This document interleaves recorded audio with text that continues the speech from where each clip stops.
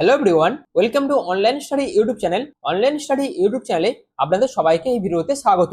পশ্চিমবঙ্গে নির্বাচন শেষ হয়ে গেছে এবং পশ্চিমবঙ্গের পাশাপাশি আরো যে বিভিন্ন রাজ্যে নির্বাচন চলছিল সেটাও কিন্তু শেষ হয়ে গেছে এবং সেখানের রেজাল্টও কিন্তু প্রকাশিত হয়ে গেছে, সেটা আপনারা প্রত্যেকেই জানেন। এবং সেই নির্বাচন চলাকালীন নির্বাচন কমিশনারকে নিয়েই কিন্তু বিভিন্ন রকম প্রশ্ন চিহ্ন কিন্তু উঠছিল যখন পশ্চিমবঙ্গে নির্বাচন চলছিল তখন। এবং সেই প্রশ্ন চিহ্ন বা সেই প্রশ্নের মুখে কিন্তু নির্বাচন কমিশনকে হাইকোর্ট বা সুপ্রিম কোর্টেও প্রশ্নের মুখে পড়তে হয়েছিল।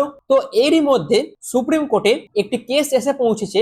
সে কেসটা বেসিক্যালি জ্ঞানেশ কুমারকে কেন্দ্র করে, অর্থাৎ যে নির্বাচন কমিশনার রয়েছে সেই নির্বাচন কমিশনারের নিয়োগ সংক্রান্ত কিন্তু এই মামলা কিন্তু সুপ্রিম কোর্টে তৈরি হয়েছে। এবং সেখানে উঠে আসছে এই যে জ্ঞানেশ কুমার, যিনি এখন বর্তমান নির্বাচন কমিশনার আছেন, তাকে বাতিল করে দেওয়া হতে পারে। অর্থাৎ সুপ্রিম কোর্ট যদি সেরকম কিছু রায় দেয় সেক্ষেত্রে নির্বাচন কমিশনারকেও কিন্তু বাতিল করা হতে পারে। তো এই নিউজটি কিন্তু খুবই গুরুত্বপূর্ণ। তো এই পুরো বিষয়টা আমি আপনাদের কাছে ডিটেলসে অ্যানালিসিস করব এই ভিডিওর মাধ্যমে। অর্থাৎ নির্বাচন কমিশনার নিয়োগ সংক্রান্ত কি এমন মামলা সুপ্রিম কোর্টে এসে পৌঁছেছে যার ফলে নির্বাচন কমিশনারকে বাতিল করা হতে পারে, অর্থাৎ তার নিয়োগ যে প্রসেস সেই পুরো প্রসেসটাকে সম্পূর্ণরূপে বাতিল করা হতে পারে।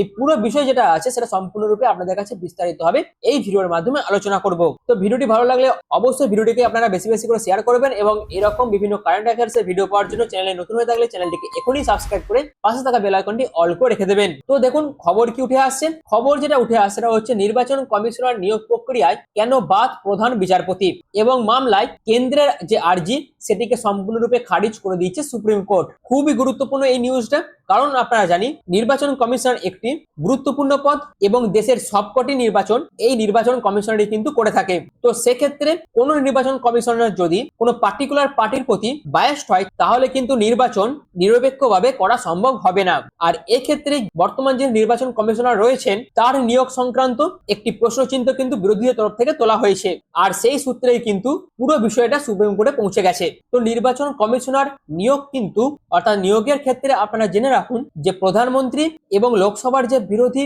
দলনেতা থাকে তিনি এবং প্রধান বিচারপতিকে কিন্তু সেই প্যানেলের মধ্যে রাখা হয়। অর্থাৎ নির্বাচন নিয়োগ সংক্রান্ত প্যানেলে দেশের প্রধান বিচারপতিকে, তার পাশাপাশি লোকসভার যে প্রধান বিরোধী দলনেতা আছে তাকে এবং তার পাশাপাশি প্রধানমন্ত্রীকে কিন্তু রাখা হয়। কিন্তু এক্ষেত্রে কেন্দ্রের নতুন আইন অনুসারে প্রধান বিচারপতিকে কিন্তু সেই প্যানেলের মধ্যে রাখা হয়নি এবং সেটিকে কেন্দ্র করে অর্থাৎ সেই আইনের বিরোধিতায় মামলা কিন্তু সুপ্রিম কোর্টে করা হয়েছিল। আর কেন্দ্রের তরফ থেকে সেই মামলার শুনানিতে স্থগিতাদেশ চাওয়া হলেও বুধবার সেই স্থগিতাদেশের আর্জি সুপ্রিম কোর্ট কিন্তু খারিজ করে দিয়েছে। তো এখন এখান থেকে কিন্তু বিভিন্ন রকম প্রশ্ন কিন্তু উঠে আসছে যে সেই নতুন বিলে কি এমন রয়েছে যেটাকে কেন্দ্র করে বিরোধীরা এই মামলা সুপ্রিম কোর্টে নিয়ে গেছে। অর্থাৎ যে চিফ ইলেকশন কমিশনার আছে সেটা কিন্তু খুবই গুরুত্বপূর্ণ একটি পোস্ট এবং কমিশনারকে নিয়োগ কিন্তু করে থাকে প্রধানত রাষ্ট্রপতি।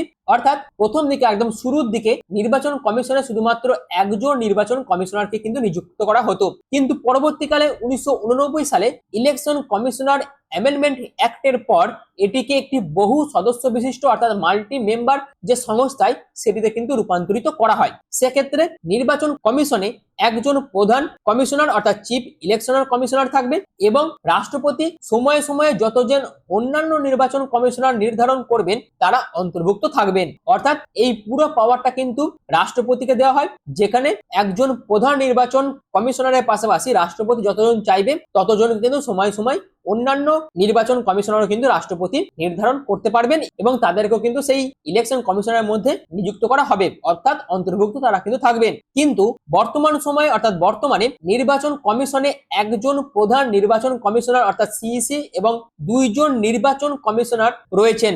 অর্থাৎ বর্তমানে কি করা হয়েছে, একজন প্রধান নির্বাচন কমিশনারকে নিযুক্ত করা হয়েছে আর তার সাথে সাথে দুইজন নির্বাচন কমিশন রয়েছে। আর রাজ্য স্তরের যে নির্বাচন কমিশন আছে সেই কমিশনকে সহায়তা করবেন মুখ্য নির্বাচনী আধিকারিক অর্থাৎ চিফ ইলেকটোরাল অফিসার। অর্থাৎ এই যে পশ্চিমবঙ্গে বিধানসভা নির্বাচন হয়ে গেল সেখানে তিনজন নির্বাচন কমিশনার ছিলেন, তার মধ্যে প্রধান একজন নির্বাচন কমিশনার ছিলেন, তিনি হচ্ছে জ্ঞানেশ কুমার। আর রাজ্য স্তরের এই পুরো নির্বাচন কমিশনারকে সহায়তা কে করছেন, মুখ্য নির্বাচনী আধিকারিক পশ্চিমবঙ্গে যিনি রয়েছেন মনোজ আগরওয়াল। এরপর আসি একটি মেন টপিকে, অর্থাৎ এই নির্বাচন কমিশনারদের নিয়োগ কিভাবে হয় এবং এদের কার্যকাল কতদিন পর্যন্ত থাকে, যেখানে রাষ্ট্রপতি চিফ ইলেকশন কমিশনার অর্থাৎ সিইসি এবং আদার যে ইলেকশন কমিশনার গুলো থাকে তাদেরকে অ্যাপয়েন্টমেন্ট করে condition of service and term of office act 2023 অনুযায়ী, যেখানে প্রধান নির্বাচন কমিশনার এবং অন্যান্য নির্বাচন কমিশনারদের কিন্তু নিয়োগ করা হয়ে থাকে। অর্থাৎ appointment condition of service and term of office act 2023 এর যে নিয়ম আছে সেই নিয়ম অনুযায়ী রাষ্ট্রপতি প্রধান নির্বাচন কমিশনার এবং অন্যান্য যে নির্বাচন কমিশনার আছে তাদেরকে কিন্তু নিয়োগ করে থাকে। এরপর আসে কার্যকাল, অর্থাৎ তাদের কার্যকালের মেয়াদ নির্দিষ্টভাবে 6 বছর হয়ে থাকে অথবা 65 বছর বয়স পর্যন্ত। অর্থাৎ এখানে একটি বিষয় আপনাদের মাথায় রাখতে হবে, রাষ্ট্রপতি যদি এমন একজনকে নির্বাচিত করে থাকে তার বয়স যদি ম্যাক্সিমাম 65 না হয়, সেক্ষেত্রে রাষ্ট্রপতি তাকে যদি নির্বাচন করে তার মেয়াদ থাকবে 6 বছর, এবং রাষ্ট্রপতি যাকে মনোনীত করবে তার বয়স যদি 65+ হয়ে থাকে, কিন্তু কোনো প্রার্থীর বা কোনো ব্যক্তির বয়স যদি 65 বছরের বেশি হয়ে যায়, তাকে কিন্তু এই ইলেকশন কমিশনের যে পোস্ট আছে সেই পোস্টে কিন্তু বসাতে পারবে না। আশা করি বিষয়টা আপনাদের কাছে ক্লিয়ার করতে পেরেছি। এরপর আসি প্রধান নির্বাচন কমিশনার অর্থাৎ সিইসি এবং নির্বাচন কমিশনারদের বেতন ও অন্যান্য পরিষেবার শর্ত সুপ্রিম কোর্টের বিচারপতির সমতুল্য। অর্থাৎ সুপ্রিম কোর্টের যে প্রধান বিচারপতি আছে তারা যে বেতন ও অন্যান্য যে পরিষেবাগুলো পেয়ে থাকে সেই সমতুল্য বেতন এবং সমতুল্য পরিষেবা কিন্তু এই প্রধান নির্বাচন কমিশনারও কিন্তু পেয়ে থাকে। আশা করি এই পর্যন্ত আমি আপনাদের কাছে বিস্তারিতভাবে ক্লিয়ার করতে পেরেছি। এবার আসি অপসারণ, অর্থাৎ প্রধান নির্বাচন কমিশনারকে কিভাবে অপসারিত করা যেতে পারে, যেখানে প্রধান নির্বাচন কমিশনার এবং অন্যান্য নির্বাচন কমিশনাররা যে কোনো সময় কিন্তু পদত্যাগ করতে পারেন। অর্থাৎ তারা যদি মনে করে তারা আর কাজ করবে না, তারা কিন্তু যে কোনো সময় পদত্যাগ করতে পারে নিজেরাই। এছাড়াও তাদের কার্যকালের মেয়াদ শেষ হওয়ার আগেই কিন্তু রাষ্ট্রপতি তাদের অপসারণ করতে পারে। অর্থাৎ তাদের যদি 6 বছরের যে মেয়াদকাল সেটা যদি শেষ হয়ে যায়, সেক্ষেত্রেও তারা কিন্তু অপসারিত হতে পারে। কিন্তু তাদের অপসারণ করাতে গেলে এখানে রুলসে যেটি বলে দেওয়া আছে, সুপ্রিম কোর্টের বিচারপতিকে যে প্রক্রিয়ার মাধ্যমে অপসারণ করা হয় সেই ইমপিচমেন্ট যে প্রক্রিয়া আছে সেই প্রক্রিয়ার মাধ্যমে কিন্তু অপসারিত করা যেতে পারে প্রধান নির্বাচন কমিশনারকে। অর্থাৎ পার্লামেন্টে বিল নিয়ে এসে এবং সেটিকে লোকসভা এবং রাজ্যসভাতে অর্থাৎ দুটি হাউসে পাস করিয়ে যে প্রক্রিয়ার মাধ্যমে প্রধান বিচারপতিকে অপসারণ করা যায় সেই একই প্রক্রিয়ার মাধ্যমে কিন্তু প্রধান নির্বাচন কমিশনারকেও কিন্তু অপসারণ করা যেতে পারে। আর এই প্রক্রিয়া কিন্তু অনেকটি লং প্রক্রিয়া। আর অন্যদিকে বাদবাকি যে নির্বাচন কমিশনাররা থাকে তাদের অপসারণ প্রক্রিয়া কি আছে না, চিফ ইলেকশন কমিশনার যে আছে তার অনুমতির মাধ্যমে কিন্তু এই অন্যান্য যে নির্বাচন কমিশনাররা থাকবে তাদের কিন্তু অপসারণ করা যেতে পারে। অর্থাৎ প্রধান নির্বাচন কমিশনারের সুপারিশ মতো অন্যান্য যে নির্বাচন কমিশনাররা থাকবে তাদের পদ থেকে রিমুভ করা যেতে পারে। অর্থাৎ কমিশনারকে সরাতে গেলে সুপ্রিম কোর্টের প্রধান বিচারপতির অপসারণের যে প্রক্রিয়া আছে সেই প্রক্রিয়া ফলো করে কিন্তু প্রধান নির্বাচন কমিশনারকে অপসারণ করা যেতে পারে। আর অন্যান্য যে নির্বাচন কমিশনার আছে তাদেরকে কিন্তু প্রধান নির্বাচনের সুপারিশ মতনই কিন্তু তাদের পদ থেকে রিমুভ করা যেতে পারে। এই দুটো অপসারণ প্রক্রিয়া কিন্তু আমাদের সংবিধানের মধ্যে রয়েছে। এরপর আসে এই যে পুরো বিষয়টা, এই পুরো বিষয়টাকে নিয়ে একটি বড় সমস্যার কিন্তু তৈরি হয়েছে। সেই সমস্যাটি কিনা অনুপ বার্নওয়াল এবং তার পাশাপাশি ইউনিয়ন অফ ইন্ডিয়ার একটি কেস কিন্তু সুপ্রিম কোর্টে হয়েছিল, যেখানে সুপ্রিম কোর্টের 5 সদস্যের যে বেঞ্চ সেই 5 সদস্যের বেঞ্চ সর্বসম্মতিক্রমে যে রায় দিয়েছিল, যেখানে প্রধান নির্বাচন কমিশনার অর্থাৎ চিফ ইলেকশন কমিশনার এবং অন্যান্য নির্বাচন কমিশনারদের নিয়োগ রাষ্ট্রপতি করবেন একটি কমিটির পরামর্শ অনুযায়ী। অর্থাৎ এই যে নির্বাচন কমিশনাররা আছে বা যে প্রধান নির্বাচন কমিশনার আছেন তাকে নিয়োগ করতে গেলে একটি কমিটি কিন্তু গঠন করতে হবে। সেই কমিটির মধ্যে কারা কারা থাকবে, প্রধানমন্ত্রী থাকবে, লোকসভার বিরোধী দলনেতা থাকবে এবং ভারতের প্রধান বিচারপতি থাকবে। অর্থাৎ এই 3 জন মিলেই কিন্তু কে নির্বাচন কমিশনার হবে সেই সিদ্ধান্ত কিন্তু নেওয়া হবে এবং তারপরে রাষ্ট্রপতি তাকে নিয়োগ করবে। এই রকমই কিন্তু একটি নিয়ম কিন্তু এতদিন পর্যন্ত ছিল। কিন্তু বর্তমানে কি হয়েছে, কেন্দ্র সরকার কি করেছে, এই যে পুরো সিস্টেমটা এই পুরো সিস্টেমটার কিন্তু আমূল পরিবর্তন নিয়ে এসেছে। যেখানে কেন্দ্রের নতুন যে আইন নিয়ে আসা হয়েছে সেই আইনে বলা হয়েছে দেশের প্রধান নির্বাচন কমিশনার এবং অন্যান্য নির্বাচন কমিশনারদের বাছাই করতে যে 3 সদস্যের প্যানেল আছে তার সদস্য হবেন প্রধানমন্ত্রী এবং লোকসভার বিরোধী দলনেতা এবং তার পাশাপাশি প্রধানমন্ত্রীর দ্বারা মনোনীত একজন কেন্দ্রীয় মন্ত্রী। অর্থাৎ আমরা আগে কি দেখলাম যে 3টি কমিটি ছিল, যেখানে ভারতের প্রধানমন্ত্রী, লোকসভার বিরোধী দলনেতা এবং প্রধান বিচারপতি ছিল ভারতের, এরা 3 জনে মিলে সিদ্ধান্ত নিতেন কে ভারতের নির্বাচন কমিশনার হবে। কিন্তু কেন্দ্রের তরফ থেকে যে নতুন বিল নিয়ে আসা হয়েছে সেখানে বলা হয়েছে এই যে পুরো প্রক্রিয়াটা সেই প্রক্রিয়া বা সেই কমিটির মধ্যে কারা কারা থাকবে, প্রধানমন্ত্রী থাকবে, লোকসভার বিরোধী দলনেতা থাকবে আর প্রধান বিচারপতির বদলে প্রধানমন্ত্রীর দ্বারা মনোনীত যে কোনো একজন কেন্দ্রীয় মন্ত্রী কিন্তু এই কমিটির মধ্যে থাকবে। এবং এর ফলে যে মেন প্রবলেমটি তৈরি হয়েছে সেটি হচ্ছে, ধরুন প্রধানমন্ত্রী এবং প্রধানমন্ত্রীর দ্বারা যে মনোনীত একজন কেন্দ্রীয় মন্ত্রী থাকবে, এনারা দুজন যদি একজন ব্যক্তিকে নির্বাচন কমিশনার হিসাবে বেছে নেন,